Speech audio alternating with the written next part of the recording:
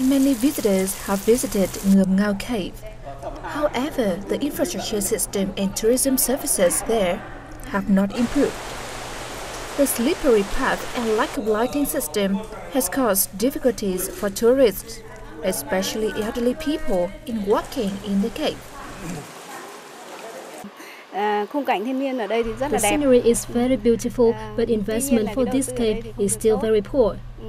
It's necessary to build accommodation for tourists as well as improving infrastructure in order to attract more visitors.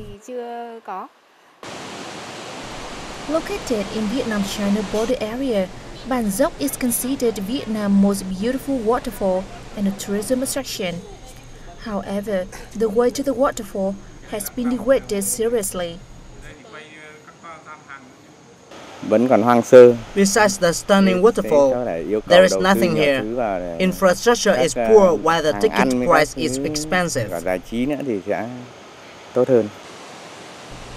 Poor condition in Bản Dốc waterfall is one of many shortcomings in tourism development of Vietnam. Besides issues related to mechanisms, investments, attraction policies, and tourism promotion, most tourism products in the country are poor and have not utilized the full potential of natural resources. In mid-August, Prime Minister Nguyễn Xuân Phúc approved a plan to develop Bản Dốc waterfall tourism area. The move is expected to boost the development of the locality.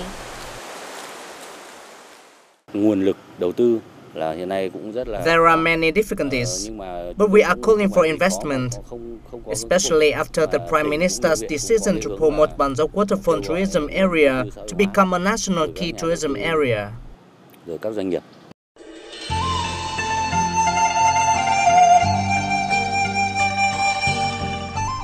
With timely and suitable development plans, the province's tourism attractions are expected to improve, contributing to maintaining and increasing cultural values of the border areas.